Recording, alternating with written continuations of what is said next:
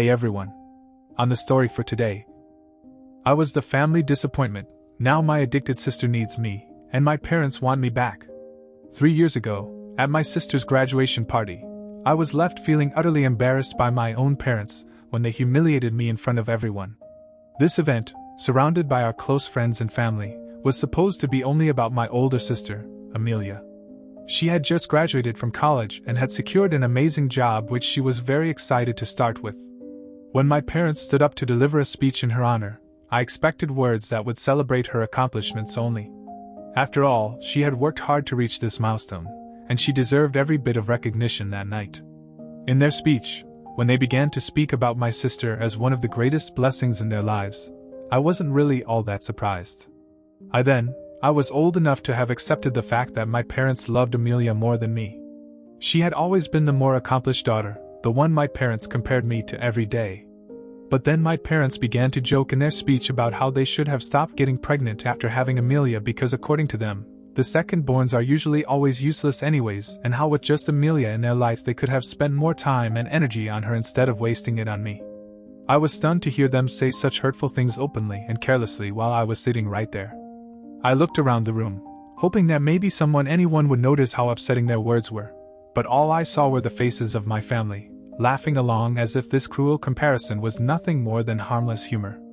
Although my parents had always made me feel lesser and unworthy many times before, this was the first time they'd revealed it so publicly, leaving no room for me to hide from the fact that in their eyes, I was simply not good enough when compared to their precious daughter, Amelia. This wasn't some isolated incident or moment of bad judgment. It was a confirmation of what I'd felt all my life, that my older sister would always be the daughter they cherished, while I was seen as a distant afterthought, being the second-born. Growing up, I became accustomed to the unspoken favoritism that ran through our household. It was constant, creeping in through their words, their actions, and their habits. For my birthdays, my parents would often forget to wish me, and on more than one occasion, they were conveniently on work trips when my birthday came around, so I would be pretty much left alone. But when it came to Amelia, they'd never miss her moment. Both my parents would be there every year without fail, planning an elaborate party and ensuring she felt celebrated. Watching the way they showered her with affection on her special day, I learned early on to manage my expectations and accept that my birthday simply didn't hold the same importance to them.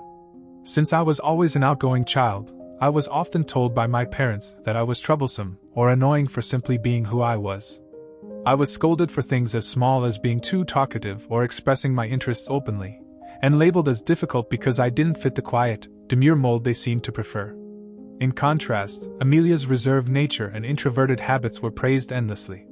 She was seen as well-behaved and mature in our family, the ideal daughter.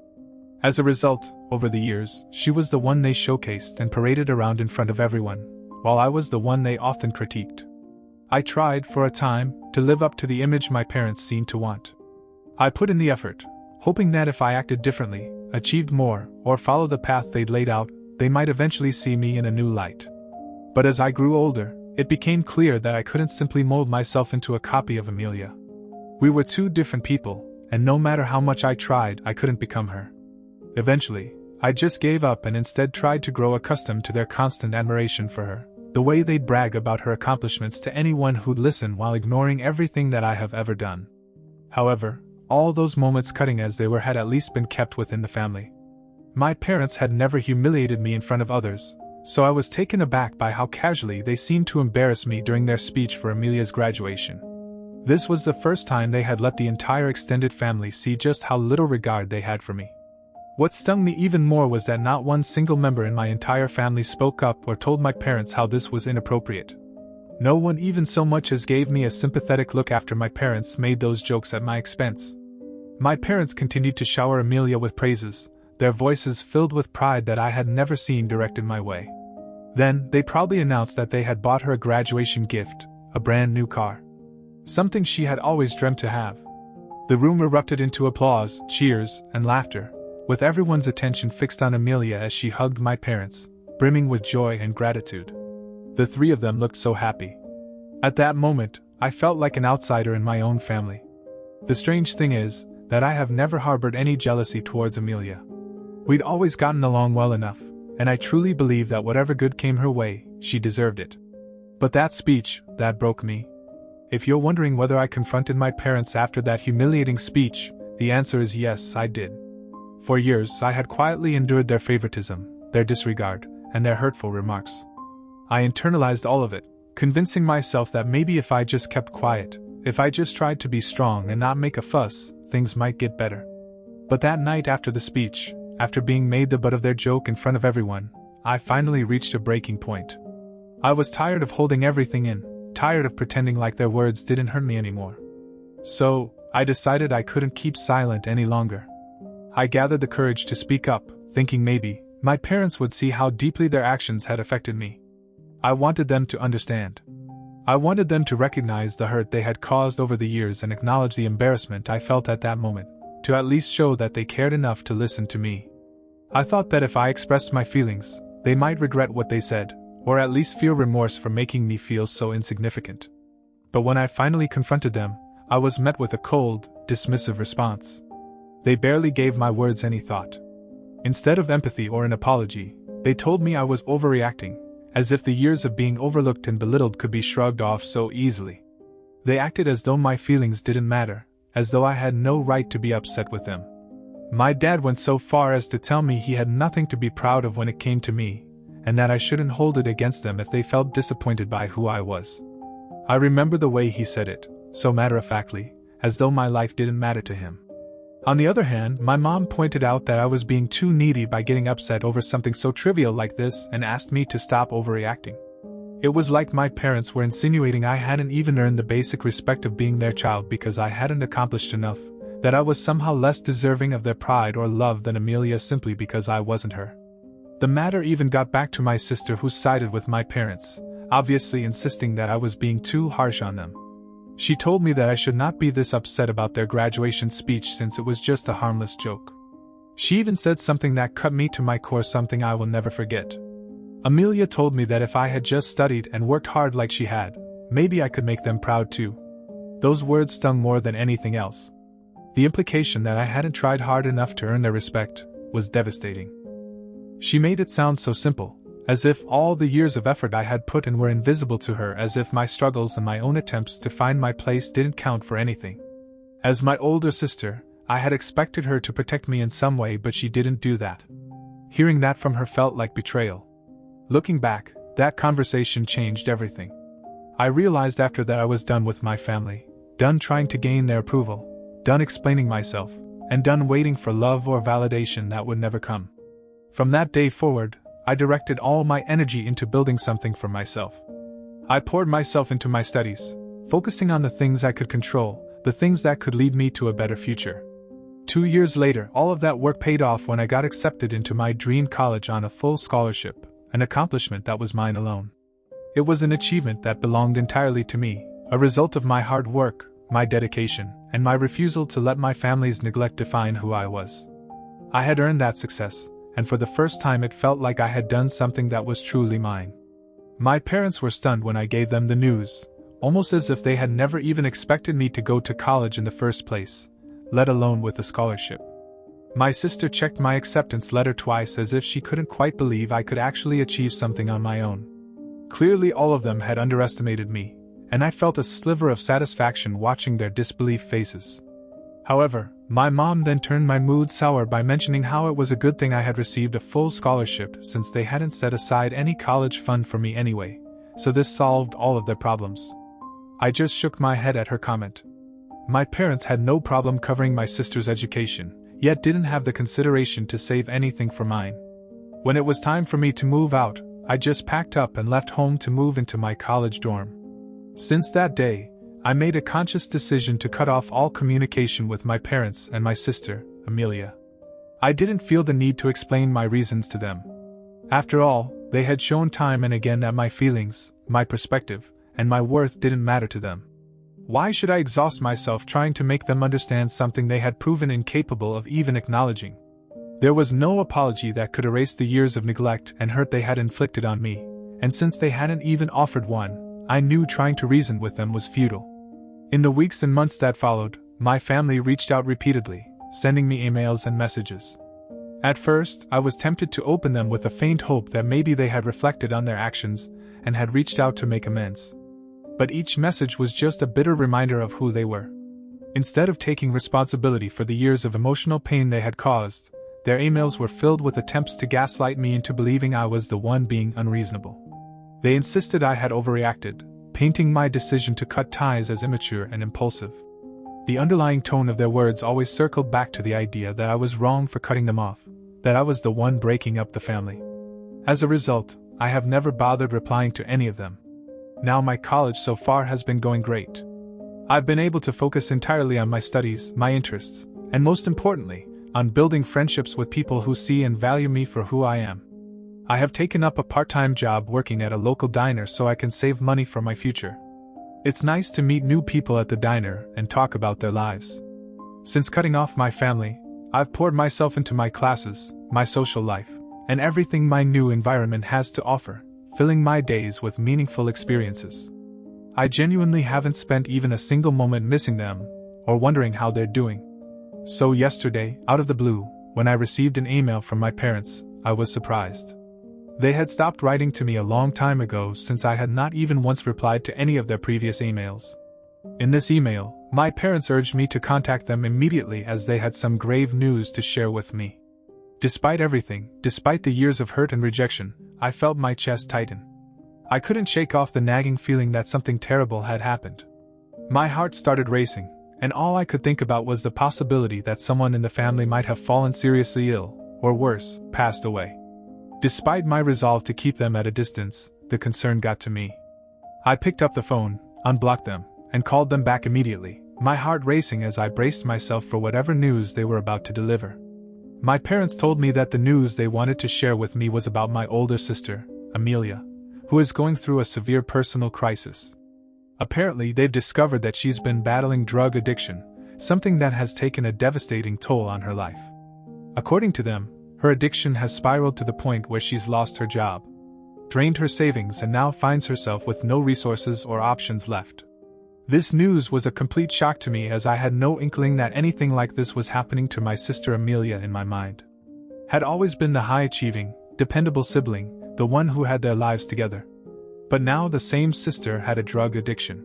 It was hard for me to even believe that in my parents' eyes, Amelia's addiction was something so unbelievable that it shattered the image they'd held of her. I could sense their disbelief, their desperation, and more than anything their overwhelming concern about how this might reflect on their reputation if anyone else ever found out. As they shared all this, they also expressed the hope that I might have some answers for them. They mentioned how surprising it was that Amelia, of all people, had fallen into something as destructive as drug addiction, given how responsible and grounded she had always seemed to them. And then my father asked me, in a voice laced with suspicion, "You didn't introduce her to drugs back then, did you?" I was completely taken aback by the insinuation. The idea that they could think I had anything to do with Amelia's struggles, let alone something as serious as introducing her to drugs, was not only absurd but deeply insulting. I mean, I didn't even do drugs myself, so how could I introduce drugs to my older sister? Also, I hadn't had any contact with Amelia or the rest of my family in years, precisely because of how they had treated me. I had been out of their lives, focusing on building my own path, far away from their toxicity.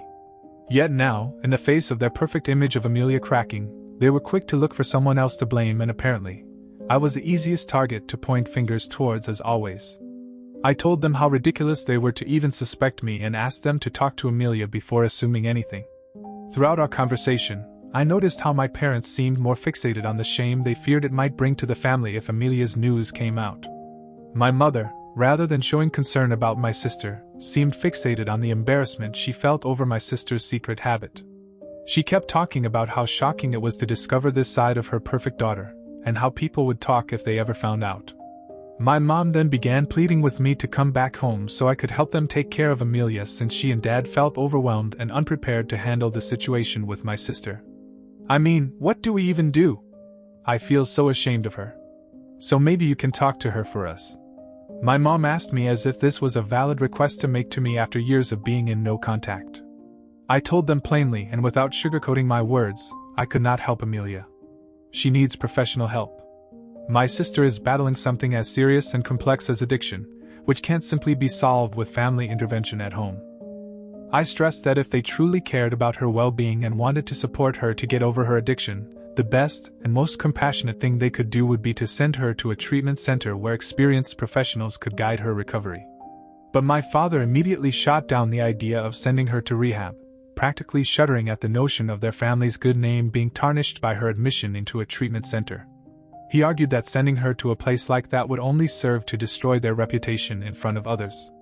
He couldn't bear the thought of people knowing that their one accomplished daughter had a problem as serious as drug addiction. My dad scolded me for even mentioning this option, as if acknowledging her addiction out loud was somehow more shameful. He insisted that I needed to come home, that the three of us needed to work together to take care of Amelia, keeping her under watch every minute and every hour so she wouldn't relapse, as though constant supervision would magically solve the issue. He went on and on about how they just wanted my sister to feel better and go back to her usual life as soon as possible. In their minds, it seemed that as long as no one else knew, everything would go back to normal. They wanted me to be complicit in a charade, to act as though everything was normal while hiding her struggles from everyone else. As I listened, I felt a surge of anger and disbelief. Why were my parents so obsessed with their reputation? So obsessed with what others thought of them? My sister was clearly struggling with something serious, and here was a chance for my parents to truly step up, to show that they could put their daughter's needs above appearances, to actually make a difference in her life, and they still couldn't do it. Clearly, these people had not changed a bit. And on top of everything, now they were trying to pull me back in, expecting me to uphold this family facade by helping them take care of my sister, who they always compared me to. I informed them that I needed some time to think things over. After all, I have my classes and job to think about, so I can't just up and leave. My parents argued that I could take at least 2 or 3 weeks off to help them out since they really needed me. Right now I can't help but feel conflicted about the whole thing.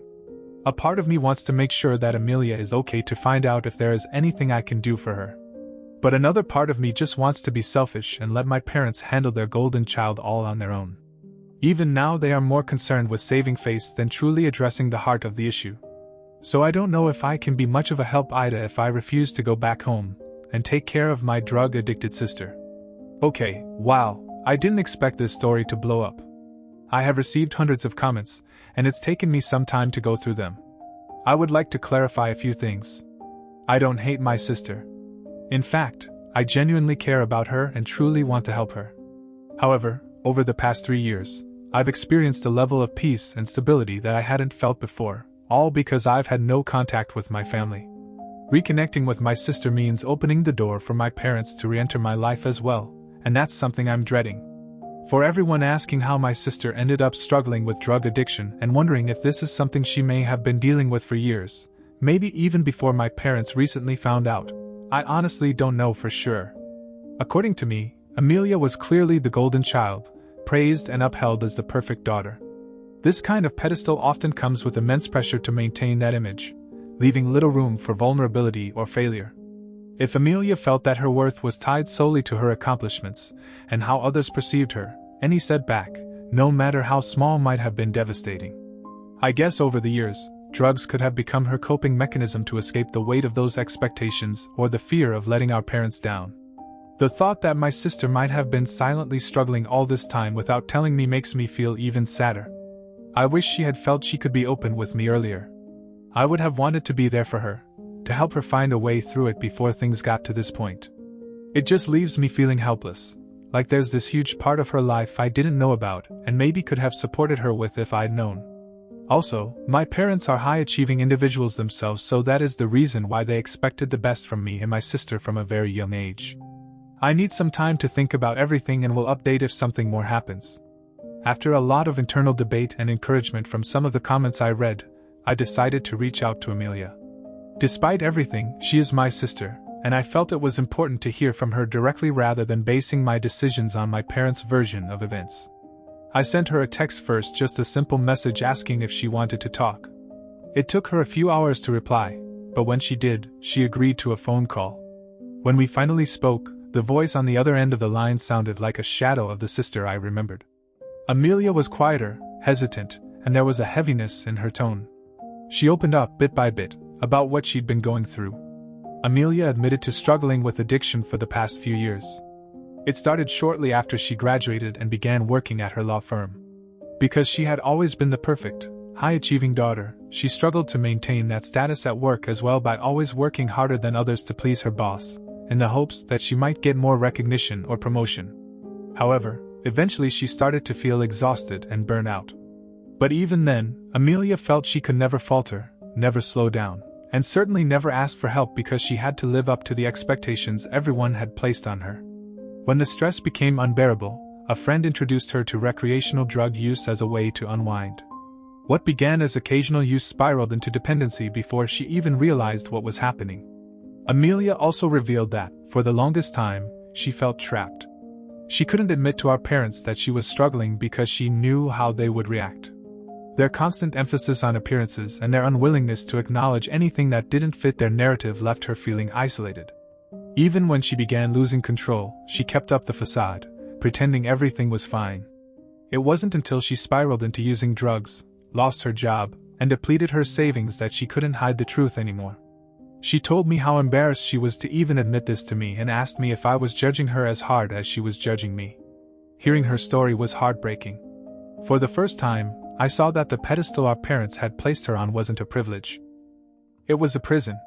While I had been dealing with the pain of being overlooked, she had been dealing with the suffocating weight of being their golden child. Both of us, in our own ways, had been harmed by our parents' favoritism and their obsession with control. I told her that I wish she had talked to me about her feelings because there was no way that I would have ever judged her. I understood her more than she could comprehend, and my only regret is that I wasn't there for her through all this. Amelia then apologized to me genuinely for everything that had happened between us. She said sorry for the way she had always sided with our parents. She admitted that at the time she hadn't understood my pain because she was so consumed by her own struggles. She told me how much she regretted not standing up for me during the graduation party speech and felt awful for the part she played in making me feel like I didn't matter. For a moment, I didn't know what to say.